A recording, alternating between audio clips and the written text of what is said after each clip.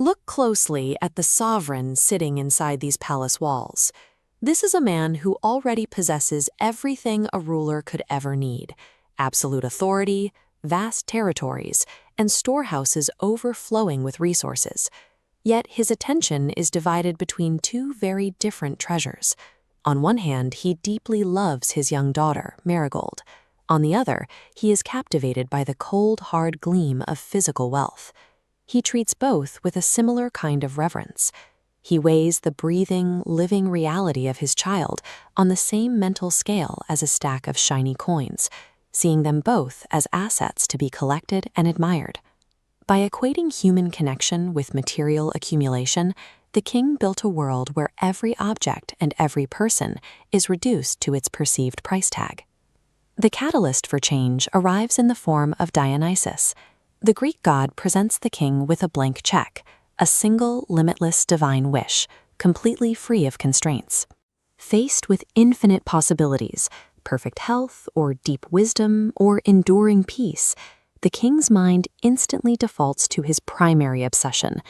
The sheer scale of the opportunity overrides his ability to consider anything beyond his vaults. "O great God, grant me this. Let everything I touch with my own hands turn into pure, solid gold." By failing to set parameters on this power, Midas has turned his own body into a permanent industrial tool. Every contact he makes from this moment forward will follow the literal, unyielding logic of his request. The moment the god departs, the king rushes into his sprawling palace gardens to test his new ability.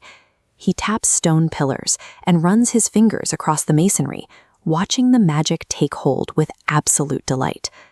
The magic actively overrides the natural state of matter. Biological structures, like the delicate petals of a blooming rose, are instantly crystallized, their cellular life replaced by heavy, cold metal. It works. "I am the wealthiest man in the entire world."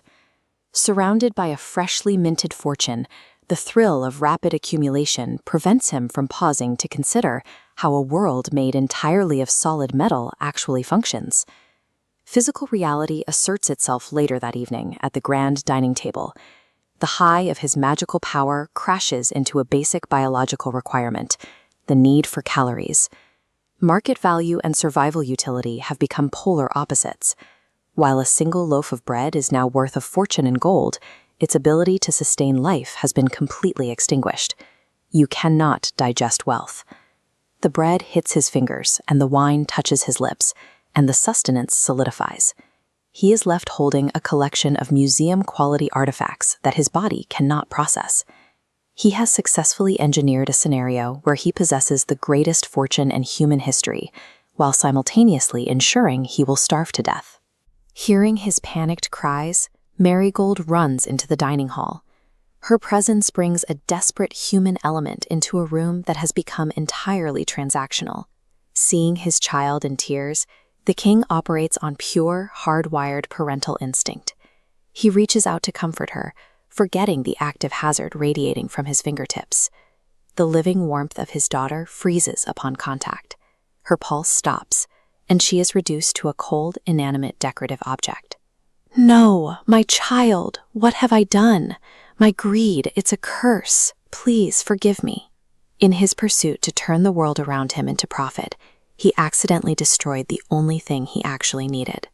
Witnessing this total psychological breakdown, Dionysus finally intervenes.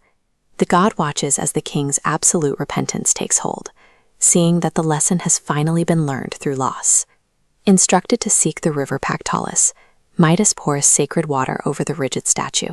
The fluid washes the gold away, reversing the crystallization. Warmth returns to Marigold's skin, and the two collapse into an embrace. The heavy golden illusion is stripped away, allowing the natural, living order of his household to resume. He is finally cured of the desire to own everything he sees. He has discovered that the most valuable things in life are those that can never be bought, sold, or locked inside a vault.